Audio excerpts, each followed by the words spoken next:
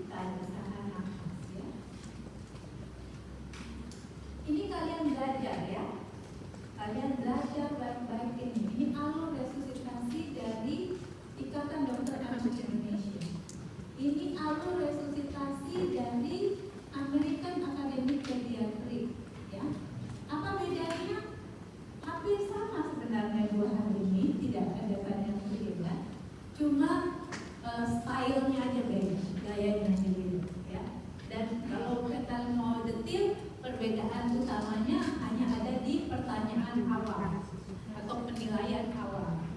Jadi resusitasi itu lihat di sini, bayi lahir itu akan, kalau dia, semua bayi lahir harus dinilai. Ini yang pertama waktu mau lahir dulu, konseling antenatal, tanya-tanya. Ibu sudah ada anak keberapa? Anak kelima, berarti multipara. Ya.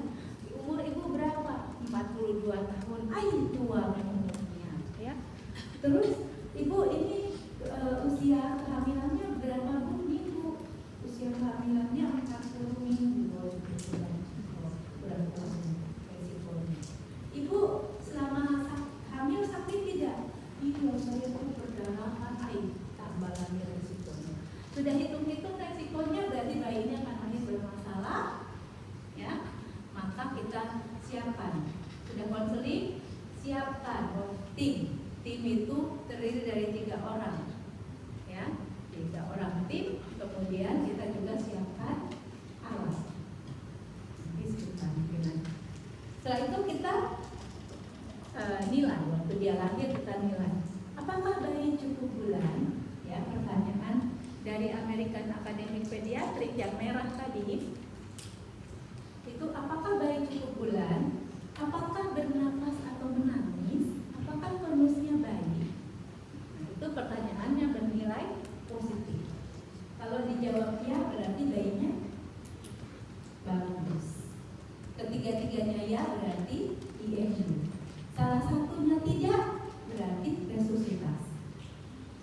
Nah, sekarang kalau alur resusitasi dari Resneo Idai, ya, itu pertanyaannya bernuansa negatif. Bernuansa negatif. Apakah bayi prematur? Pertanyaannya itu. Apakah bayi prematur? Apakah bernafas irreguler? Apakah tonusnya jelek atau lemah? Kalau terjawab ya, bagus nggak? Tidak. Berarti dia ke resusitasi. Nah, kenapa Idai bikin pertanyaan bernuansa negatif? Karena dia ikut alur resusitasinya Jepang. Kenapa Jepang? Karena Jepang saat ini yang paling rendah angka kematian bayi. Nah, sekalian dilihat, oh, kalau kita kan mau nilai untuk resusitasi, jadi kita nilai yang jelek-jelek.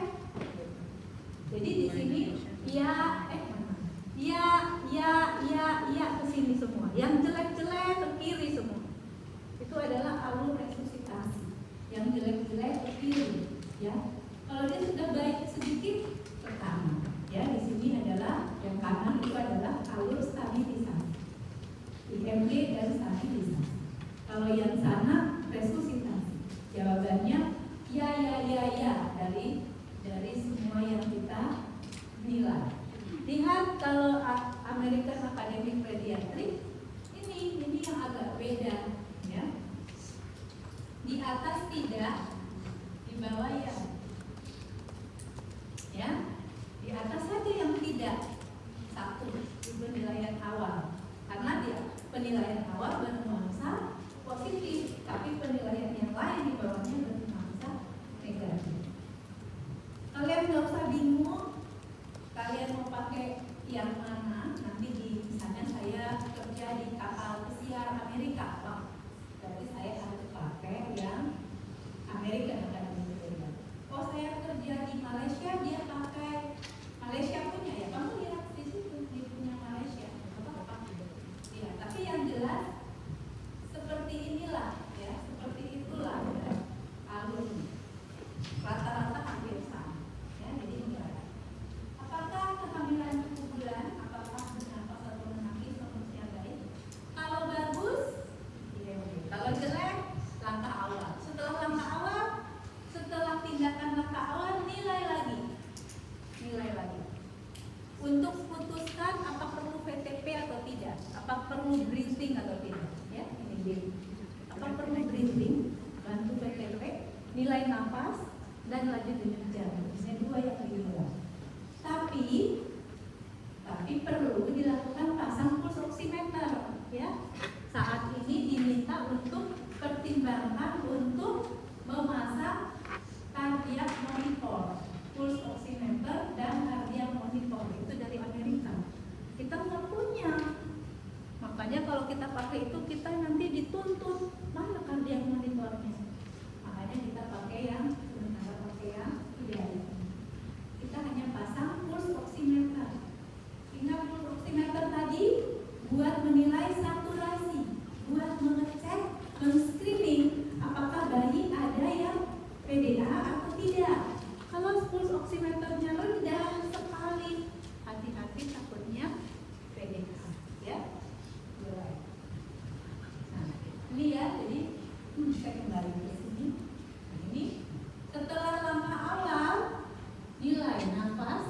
dari denyut jantung. Kalau dia apnu atau megap-megap atau frekuensi jantung di bawah 100, maka PTP. Ya, nanti di sini diminta pasang pulse oximeter. Ya, di sini pasang pulse. Setelah itu turun setelah PTP. Di dalam waktu kita PTP, kita harus yakinkan PTP kita itu efektif. Ya, di sini. Ini adalah, tolong ya dilihat baik-baik ya. Ini bukan step untuk penilaian. Ini adalah penilaian di dalam tindakan. Maksudnya begini. Lihat ya, itu yang biru tua tindakan, ya. Yang hijau itu memang penilaian untuk tindakan berikutnya.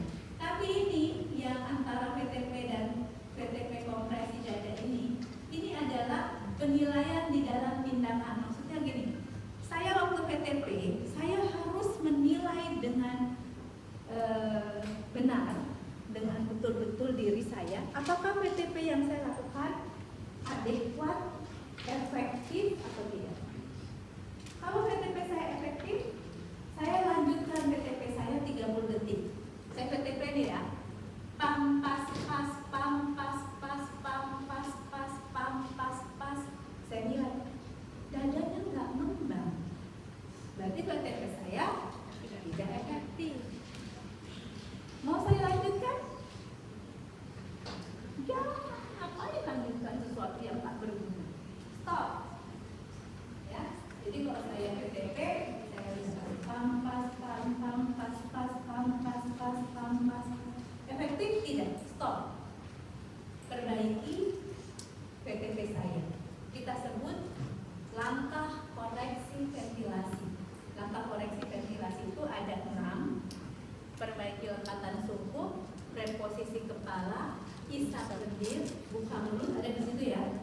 Naikkan tekanan dan pasang endotracheal tube. Tetapi kita tidak lakukan sekaligus. Kita lakukan S dan R dulu, kemudian isap PTP lagi. Perbaiki lekatan sungkup, tadi saya tidak mengembang, saya perbaiki lekatan sungkup, saya reposisi kepala, pampas, nggak ngembang juga, saya isap lendirnya, saya buka mulutnya, pampas, ngembang. Berarti saya tidak usah naikkan tekanan, saya nggak bisa alternatif. Mulai dari sini, saya baru hitung PTP saya 30 detik. Kalau yang dari sana tadi, kan dia tidak bagus, jadi kita tidak hitung. Jadi boleh dong di situ nanti setelah ini bisa lebih dari 1 menit ini, karena PTP saya jelek. Bisa lebih dari 1 menit berarti di sini, ya. Iya, tapi Afgasona tetap dinilai pada usia 1 menit. Tapi PTP berakhir mungkin sudah lebih 1 menit baru PTP efektif saya berakhir, karena saya kurang pandai melakukan PTP efektif sejak awal. Ya, jadi usahakan PTP itu efektif sejak awal. Kalau tidak ya harus itu koreksi baru dideteksi. Kalau sudah PTP saya efektif, sudah saya buat 30 detik, masih tetap heart rate bayi saya di bawah 60, maka saya harus kompresi dada. Begitu saya mau kompresi dada, itu harus sudah pasang endotracheal tube untuk PTP-nya, dan kompresi dada berlangsung seperti biasa. Ya, selanjutnya nanti saya perlihatkan. Ya, jadi ini setiap proses persalinan itu misteri karena kita tidak pernah tahu, walaupun ibunya lahir dari bayi akan lahir dari seorang ibu anak artis usia 27 tahun, artisnya molek, ya, anak kedua, anak pertamanya sehat, 12 kali ANC di dokter ternama, makanannya dari kemasan dari dunia anak beratah yang canggih sekali. Tetap saja kita tidak bisa pastikan bayinya bakal hidup atau sehat. Tadi kita bilang misteri, ya. Oleh karena itu perlu disiapkan. Nah, ini tadi menanyakan faktor resiko, siapkan tim terdiri dari 3 orang, siapkan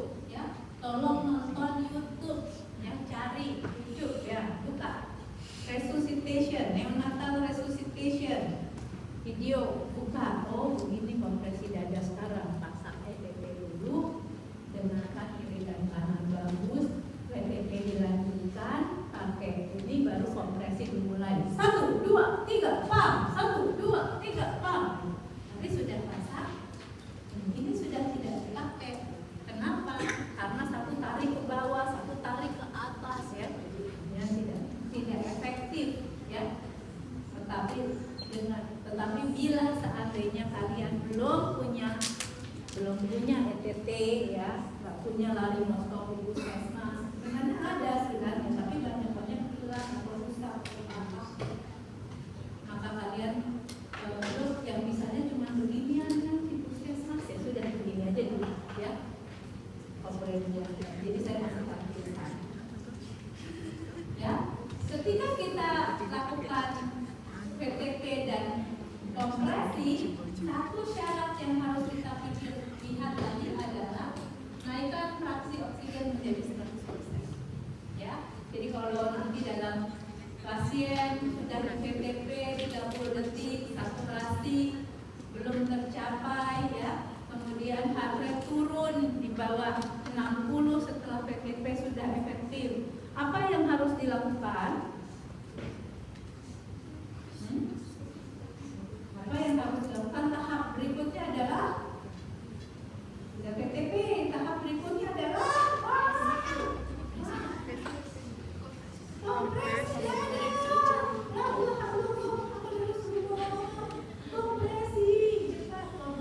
Nah, sebelum kompresi, ya, maka dokter memutuskan untuk melakukan kompresi dada. Sebelum kompresi dilakukan, dokter meminta perawat untuk membantu memasang endotracheal tube. Oke, ya, dokter yang pasang, perawat membantu, ya, perawat membantunya memasang endotracheal tube untuk membuat PTP selama kompresi efektif.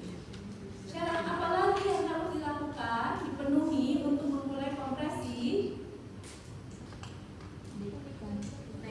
Betul, 100. Ya, meningkatkan fraksi oksigen menjadi 100%.